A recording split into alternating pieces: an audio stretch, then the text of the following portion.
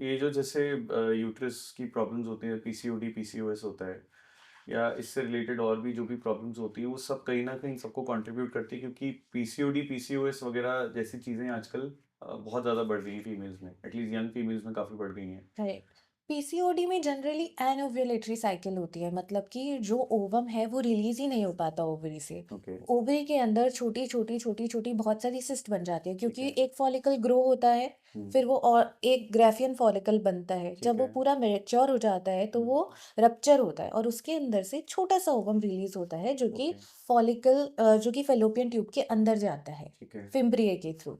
तो अगर वो मैच्योर ही नहीं हो पा रहा फॉलिकल, हम्म।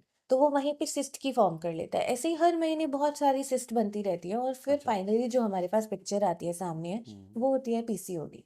Polycystic ovarian disease. ओके। तो ये मतलब ये जो इश्यूज होते हैं, पहले इन्हें रिजॉल्व करना होता है in order to work on infertility, या फिर ये अगर ठीक करो, ये दोनों इंडिपेंडेंट चलते हैं, मतलब पीसीओडी सब चीज़ें आपस में कोरिलेटेड इंटरलिंक्ड है। है? ओके। तो आप अगर पीसीओडी में डील कर रहे हो तो हम्म। आप सिर्फ सिस्ट को रिजॉल्व करके नहीं डील कर सकते। हम्म।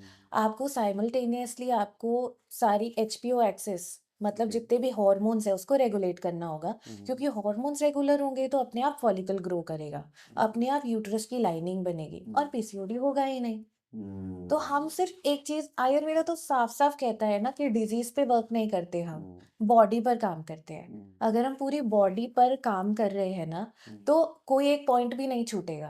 हम्म। अगर हम कोई एक पार्ट पे काम कर रहे हैं तो हो सकता है, अगर मैं ओवरी पे काम कर रही हूँ हो सकता है मेरा एचपीओ एक्सेस लैक कर रहा ओके। हो सकता ओके। है यूट्रस अच्छा नहीं हो। पूरी हम्म। बॉडी पे काम करते हैं ना, सब पे एक साथ काम करते हैं। हम्म। तो दस्त।